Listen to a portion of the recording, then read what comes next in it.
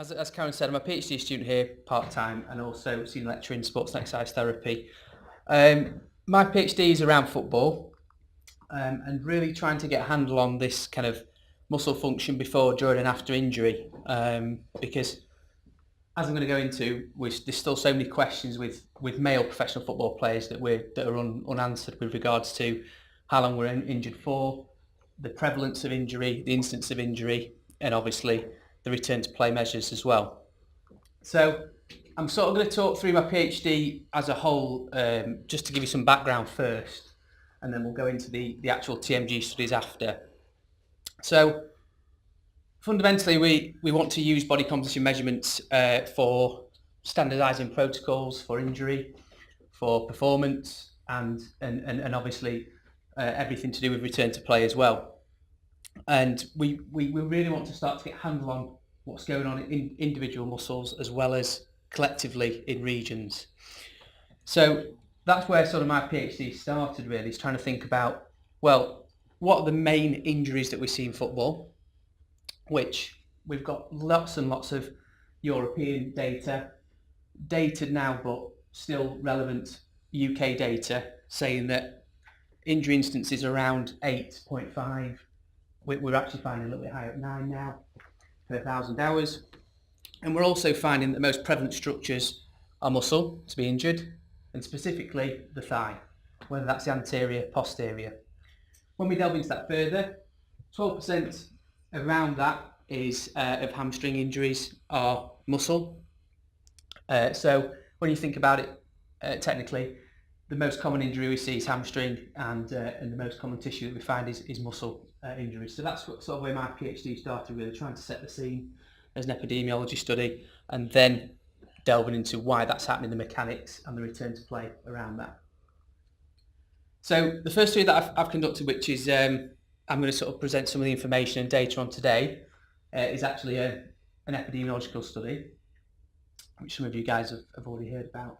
But I basically recruited 10 English football clubs, all competing in the either English Premier League, Football League, or the National Conference, which is still full-time. And we tried to look at we want to record their load, their injury incidence, and their prevalence across the full season. So that was the 15-16 season, so not the one that's just finished, the one before. So from the results, the 10 clubs that we got, 243 players were included in this study from the 10 clubs, so an average of 24 per squad. And we got 473 injuries, so probability being about 51% of getting an injury in the first place. And we found that match play was more of a catalyst for injury rather than training, which I think is we're quite happy with that, due to maybe the performance and obviously the level that you're putting your body through in that case. So what we did find, though, that 9.2 injuries were sustained per 1,000 hours, which is actually higher than some of the things that were found in the overall incidence stuff from 1999 and 2011. So we actually found that injuries were slightly on the up in terms of incidence. Okay, and what we also found was that the location of injury was consistent with what's been done before. So the thigh was the most commonly injured region in the body. Okay, followed by the knee and then the ankle. Okay. And then within that, the types of injuries that we were seeing coming through, muscle injury was the most prevalent. So no changes there from what we've sort of been seeing in the past. So even though the incidence is higher, there's not really been any concrete change in the actual types of injuries we're seeing. When we start looking at regions specifically, thigh muscle injuries were the most common. And then when we actually start to look at the diagnosis of injuries given by the club physiotherapist or sports therapist that provide the data, the hamstring was most frequently injured muscle. Okay, so we actually found that was up to 16% rather than the 12% that we saw in 2011 and 2001 99, which was the UK audit. We also found that groin strains were higher, quadriceps strains had slightly reduced on previous data. So when we start looking at, I suppose, what does this mean? Injury incidence has increased, which isn't a good thing, and we invest millions of pounds as a nation, as a competition in sports science and medicine, but we're still seeing a higher increase in musculoskeletal injury. So, not so good really in that respect. Hamstring strains are also on the up, which, we think we thought we'd nailed that, or we thought we were on the way to nailing that with the FIFA 11 training protocol. But whether that's used globally is another question in itself, but it's still a problem. So they're still on the rise. As are re-injuries, so injuries that have occurred within 3 months of the initial injury itself. So it doesn't paint a great picture for British football at the minute, but let's see what we can sort of decipher from that. So it's increased over the last 17 years. Hamstring strains groin strains have compared to previous studies. And when we sort of looked at some of the discussion points around groin strains, I think it's important to think about, when I started interrogating the data further, groin strains in training were higher than groin strains in matches, which I thought was quite interesting. And this is a little bit speculative, but maybe thinking about the ways that we train our players on a weekly basis, the coaching philosophies that are now in place in football with small-sided games where there's lots of change of directions, the groin is potentially more at risk than maybe other structures. So that was just a little subsidiary point to think about with regards to groin injuries. And also the fact, like I said, that the injuries are a big issue that we need to start to think about as they are on the rise. But, said there, knowledge is of no value unless you put it into practice. So we see all these audits produced, and on a yearly basis football clubs collect all their information, but do they do it because they think they should do it, or do they do it because they want to inform their future practice? So we need to start asking that question, I think, and these are some of the things I'm hoping to pull out with the TMG now and other measures. So now what? When I was sort of writing my initial PhD application, I suspected muscle injuries would be the most common because of previous data. We've sort of proved that with what we've just presented there. So then we start looking at what are the risk factors for muscle injury. So why do muscle injuries occur? Yeah, so we've got anterior-posterior deficits maybe of these concentric chains.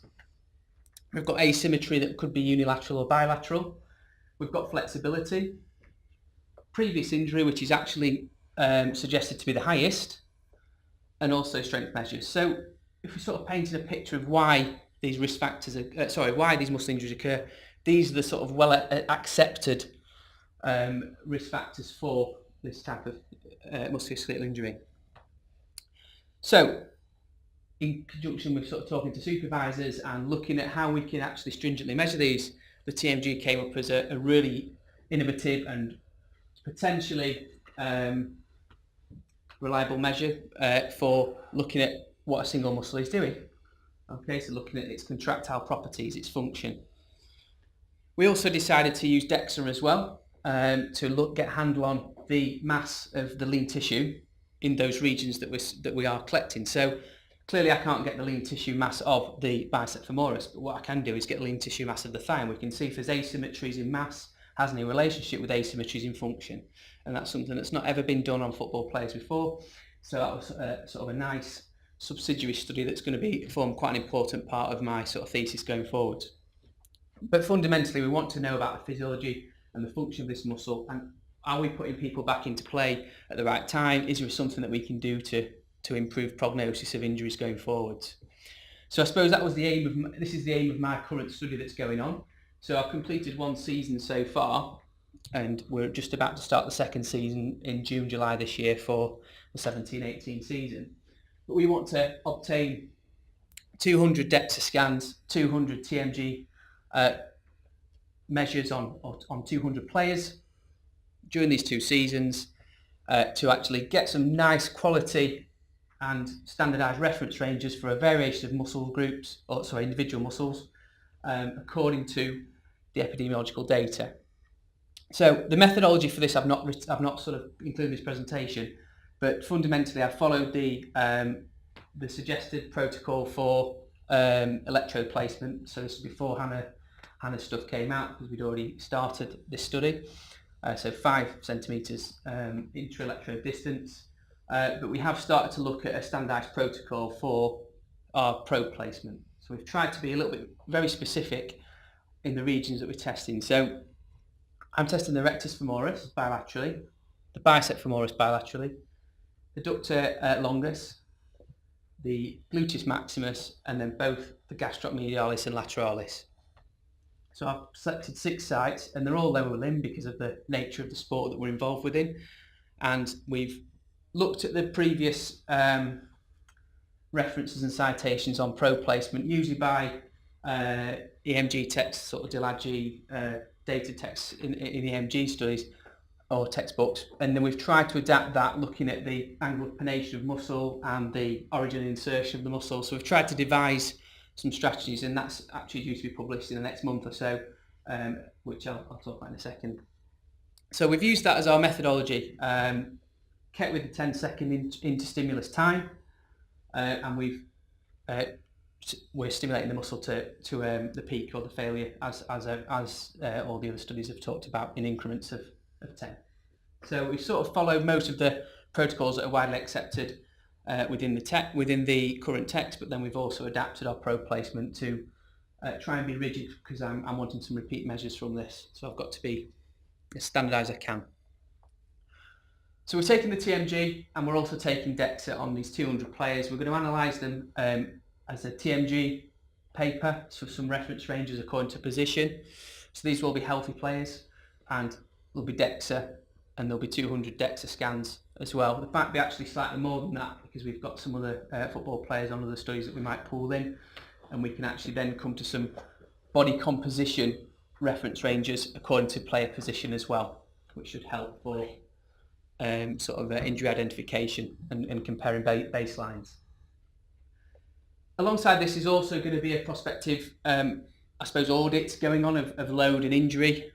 So each of the clubs that are involved in this will provide me with an account of each player's injury record across the season, in terms of what injuries they sustain, how long they're out for, everything to do with that, following the Fuller consensus from 2006, which is widely available and is sort of standardised across football. And then they will also be talking to me when they get injured, which I'll mention in a second. So, alongside this, I'm wanting the healthy baseline for the reference ranges, which we've just discussed there. But I'm also wanting to look at return to play. And I wasn't here this morning, I was changing nappies, unfortunately, but I was following Twitter, saw Sir Guy's thing about muscle injury and how it changes, which was pretty timely, and I'm glad I saw that, so you've helped me out there. But what we expect is that when obviously a muscle gets injured, its performance will reduce, so its contraction time may well increase, and its displacement may well decrease, because again, things are trying to heal, and the healing properties will change that function. But what we don't know yet is what is the safe percentage, or is there a safe percentage for return to play using the TMG? So when that player's been out with a hamstring strain for 4 weeks, and the club physiotherapist does all his strength testing, his flexibility testing, his range of movement, there's no pain, psychometric measures, anything else that they do, all their field-based work, is there, and we want to use TMG to look at function, is there a safe window that we've got? So if they're 5% slower than they were in their contraction, or if their displacement is slightly more or less, is that something that we can use? Or does it have to be exactly the same as what it was at healthy baseline? And we don't know these things yet, and I don't know these things, so please don't ask me them. But this is what I'm hoping to find out from the third aim. So I wanted to find out if it can be a stringent return to play protocol, or involved in the battery of testing that we will do with muscle injury. So all these things are going to be used in sport, particularly in football. You know, we might have them using isokinetic dometry, we might have EMG, we might be looking at their ability to perform eccentric hamstring work, for example, or field-based testing. It might be a time-based compared to baseline. But we just want to know about this function as well, of the individual muscle that was injured. So the third aim, which is also going on at the same time, is to assess the change in muscle function immediately after. So let me show you the graphics. Okay. Immediately after, and then obviously at the return to play stage, we want to know what that third measure is, and is it safe, and what will happen when they go back in. So the idea is that I will be blinding clubs from that third measure, because I don't want to tell them your player isn't fit to go back into training or match play, because I don't know the answer yet, and I don't know if I can pin my academic background or my I suppose clinical reasoning on that yet. But what I do know is that what I do want to know is, can we in the future?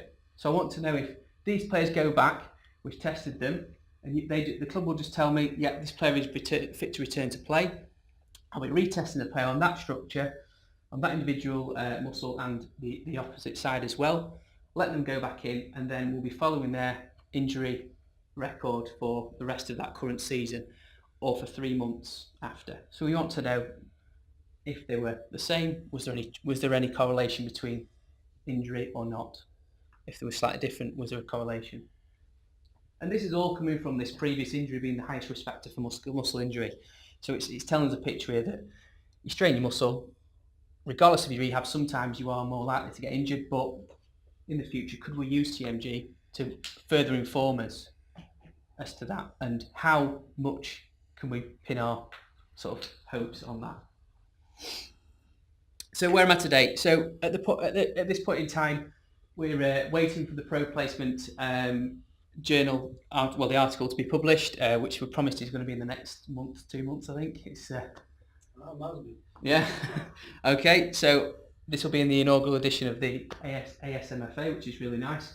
It looks great in print, in the proofs anyway, so fingers crossed. And hopefully this will be heavily cited and used by clinicians in football. So it's tested on football players. It's from the 100 that I've tested so far, and hopefully it might just give people a nice reference point for where the probe should be placed in these individual structures. We're 100 DEXA scans in, and we're 100 TMG assessments in. And then I've managed to get 5 TMG repeat measures so far. So last season I only managed to get 5 due to sort of lecturing and other responsibilities I've got. So really the pressure's on this year to get that third aim nailed. I need to get another 15 to 20 repeat measures, so I've got a nice sample of 20 to 25. I can start coming to some conclusions. There'll be some correlations that can be assessed on whether these players are going back too soon, whether they're going back on time, what is their injury prognosis afterwards. So we're currently recruiting for pre-season again, and we've got 3 clubs confirmed, possibly a couple more in the pipeline to get this additional 100 of each. So that would be first team and under 23, so any player over the age of 18. And then we've got hopefully the repeat measures. So I suppose I am reliant upon the clubs buying into this, so that they ring me when there's an injury or contact me when there's an injury, and I can get out and test within 5 days, because that's the idea. I want to test before we get too many of the proliferative changes of healing.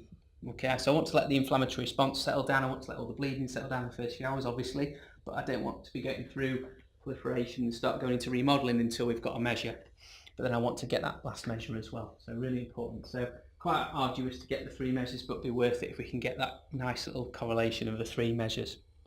So the idea is to publish, obviously, the prospective audit of injuries for the 15-16 season, which we're just underway with, getting some final bits together on a conclusion there, and then obviously some reference ranges for these 200 TMG and possibly up to 400 DEXA if we pull the other information we've got. So it should be quite interesting from that perspective. Has anybody got any questions? That's sort of where I'm at. It might be slightly speculative, some of the things that I've talked about, and obviously I accept that, but is there any immediate questions that anybody's got that spring to mind with the study or the PhD in itself?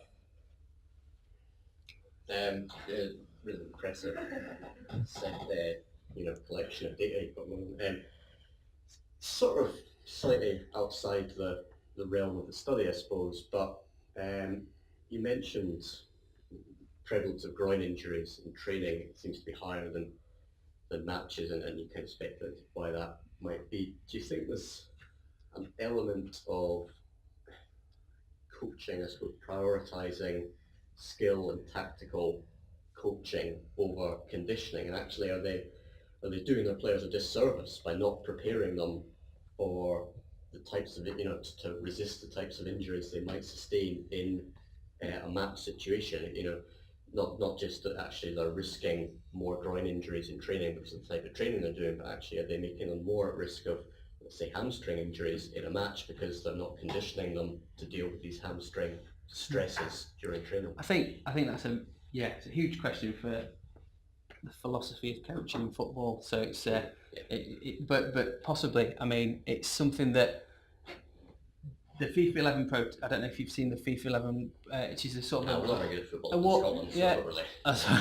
FIFA 11 is a suggested warm-up protocol and an intermediary or an exercise plan to follow during an active football week, and it's supposed to address some of the most common injuries we see.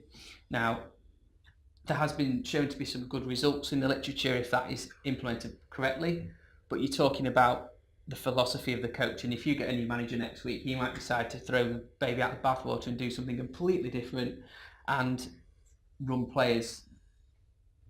He might decide they need some small-sided games and that's it. So it's really about the coaches, and I think it's important. I don't know if any of you went to or saw the FIFA conference that was recently.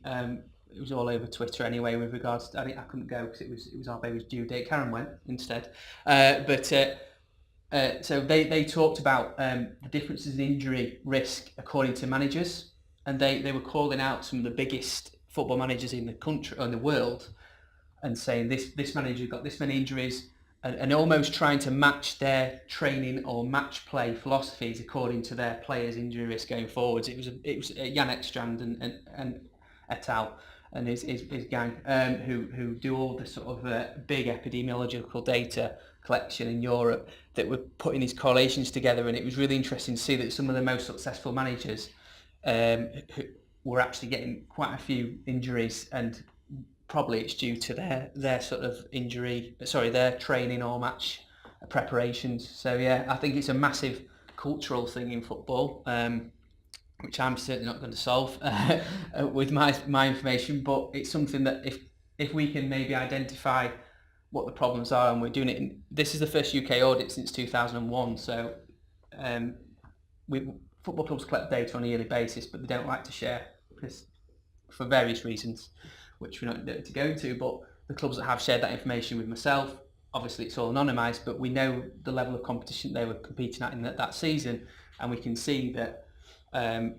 We can then come to some conclusions of what's happening in the UK, because some of the Champions League UEFA audits had Manchester United in there, they were named, Chelsea were in there, but these are the biggest clubs in the country with more tracksuits on the bench than the players. But when we're talking about clubs that have got one physio and a fitness coach and maybe a masseuse possibly on a match day, that's a very different backroom staff and medical provision. So one of the things I'm intending to do with my data is to contact the clubs that I've used and ask them for some information on their staffing provision. Not financial, but actually just numbers of staff, so we can look at if there was more staff involved in the rehabilitation and prevention of injuries, were there more injuries or not. So that might be quite an interesting thing. They might not want to share that, I don't know, but I'll probably do that before I tell them what the results were.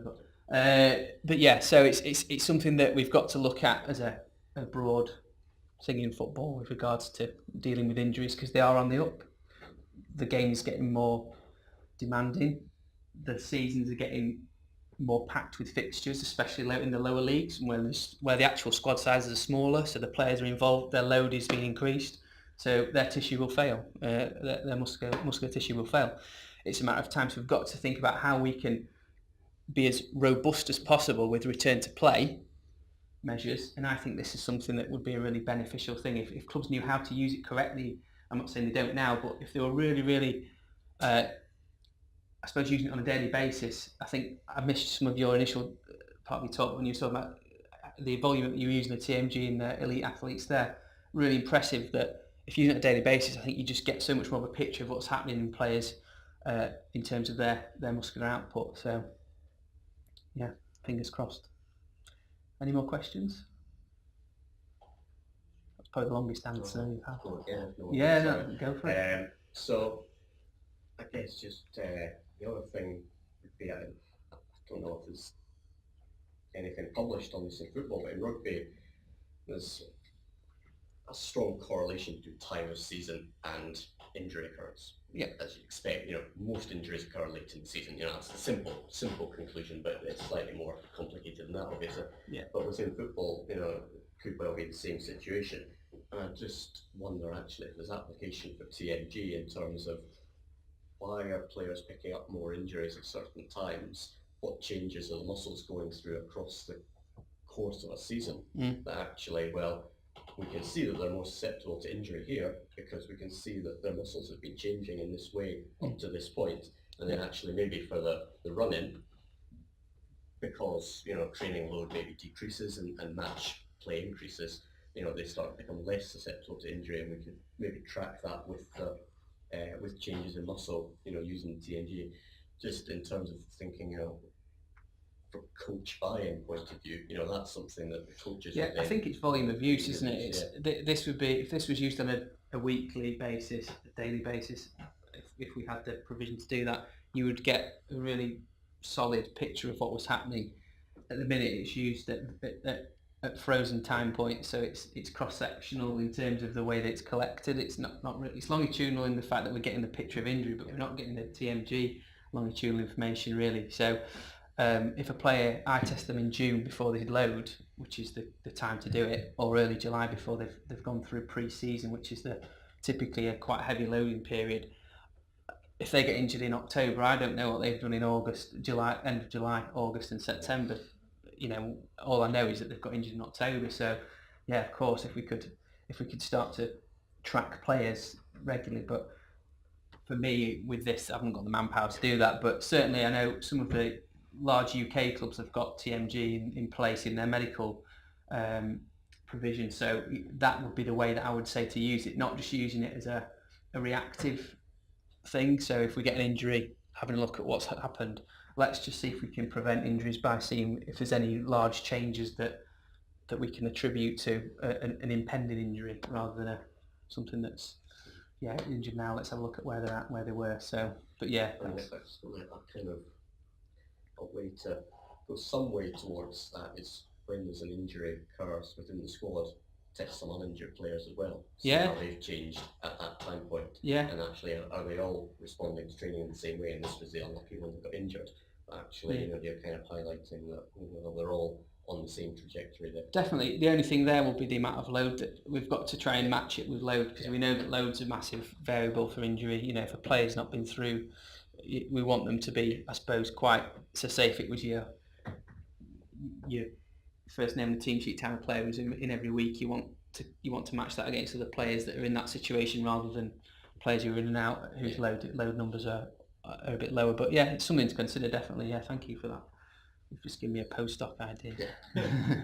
If I needed one. Okay. Any more questions? Yeah. So we don't know yet. This is not Lawrence Mayhew. I think you guys should know Lawrence, one of the senior lecturers in physio. He's basically doing a very similar PhD in female football. So there's going to be quite a few links with what we do. So I'm sure we'll be collaborating at some point with regards to what we find, in comparing gender. But he will have that information over the next couple of years. So hopefully he will be presenting that to you. But at the minute, TMG's not really branched into the female game much at all. It's not really. He's in the male game from a clinical perspective. From a research perspective, it's getting better, but because TMG is quite a novel concept still, there's so much opportunity to research different things that the female game's not really been sort of accessed yet. But yeah, certainly Lawrence will be. I think he starts testing this summer as well, because the female football season in the UK is matching with the male game this year. So there might be opportunities to help him with testing as well. So I'll do keep in ask me about that at the end. So yeah, any more questions? When do you think you'll be publishing? So the audit will I want to take the audit to conference first, and that will go out as a paper, but hopefully by Christmas. The actual TMG reference ranges, to be fair, they could actually be started on as soon as we've finished testing in sort of July, August, by the time the players are in season, because I can't take any more by that point. So then we can start with the reference ranges stuff. The actual correlations with injury we'll start analysing this time next year, once the season 17-18 is finished. So we've got sort of another nearly 12 months before that we can start making any definitive suggestions with. Because what I want to look as well is if players have got a real particular asymmetry between right and left, what was their injury sort of prognosis after that. So there's so many things that I can pull out of it, and this time next year I'll really be able to start looking at what I've found and what correlations there are that are available. So yeah, it's going to be it'll be a minefield, but it'll be worth it, because hopefully it will make this a bit more even more of an attractive thing to use for return to play than it already is. So that's the idea. Any more questions? No? Okay, thank you very much.